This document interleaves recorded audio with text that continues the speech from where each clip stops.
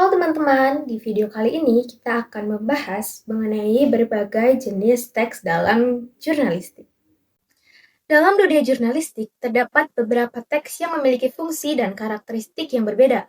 Nah, pada video ini akan dijelaskan mengenai 4 jenis teks jurnalistik yang sering digunakan dalam media, yaitu berita, feature, opini, dan editorial.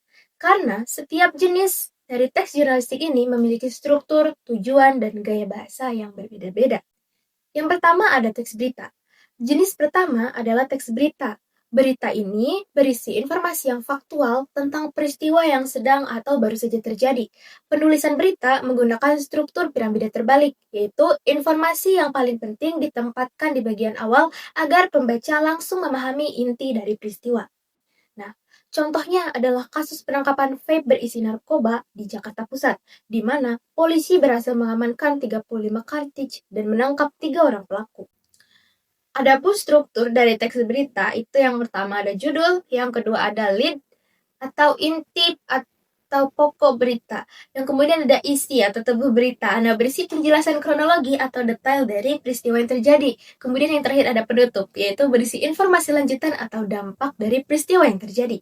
Nah, ciri-ciri bahasa dalam berita adalah yang pertama itu bersifat formal, objektif, dan berdasarkan fakta, tanpa adanya masukan atau pendapat dari penulis. Jadi, di dalam berita ini tidak ada yang namanya opini dari penulis, hanya berisikan fakta yang aktual.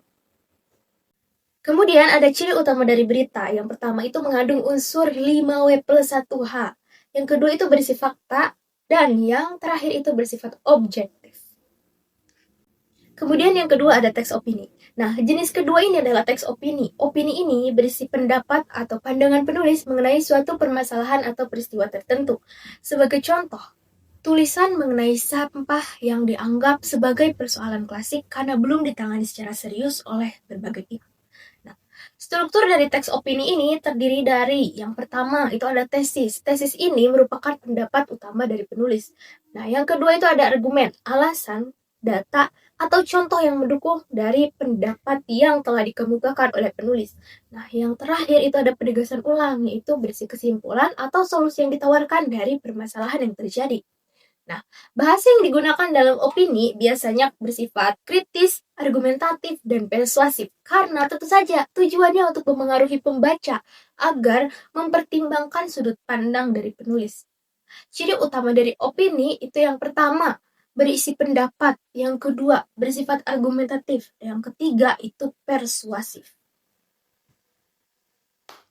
Nah, kemudian teks yang ketiga itu ada feature. Nah, jenis ketiga adalah teks feature. Feature merupakan tulisan jurnalistik yang bersifat naratif dan mengangkat sisi human interest, yaitu cerita yang menyentuh emosi pembaca. Nah, contohnya adalah kisah inspiratif dari Hesti Novera Imelda yang berhasil mengelola sampah plastik menjadi kerajinan yang bernilai ekonomi. Nah, struktur dari feature itu biasanya meliputi yang pertama ada lead, yaitu pembuka yang menarik. Biasanya berupa teks deskripsi atau deskriptif. Nah, yang kedua itu ada bridge atau jembatan, yaitu penghubung menuju tokoh atau menuju ke cerita utama dari peristiwa yang akan diceritakan. Nah, yang ketiga itu ada body, yaitu isi cerita secara mendalam. Dan yang terakhir itu ada ending, penutup yang berkesan atau menyentuh bagi para pembaca. Bahasa yang digunakan dalam feature itu cenderung lebih santai, deskriptif, dan juga menggugah emosi dari pembaca.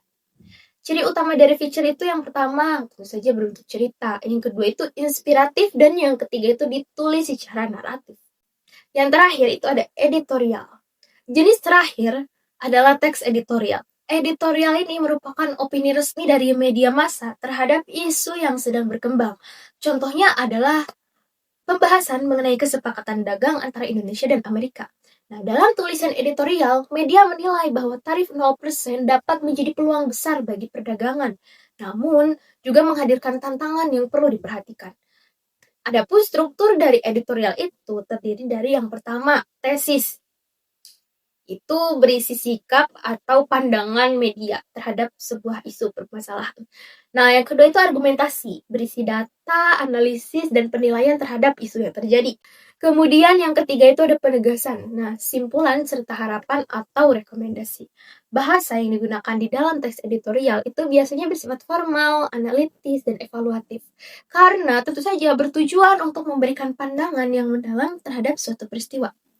Ciri-ciri utama editorial itu biasanya berisi analisis, menyampaikan pendapat dari media, atau juga yang terakhir itu bisa memberikan informasi atau solusi berupa rekomendasi.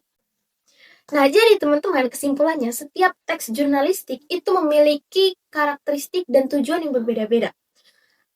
Seperti berita berfungsi menyampaikan fakta, opini menyampaikan pendapat penulis, feature menghadirkan cerita inspiratif dan human interest, kemudian ada editorial yang memberikan analisis serta sikap resmi media terhadap suatu isu. Nah, dengan memahami perbedaan ini, kita akan dapat lebih mudah mengenal dan menulis berbagai bentuk teks jurnalistik.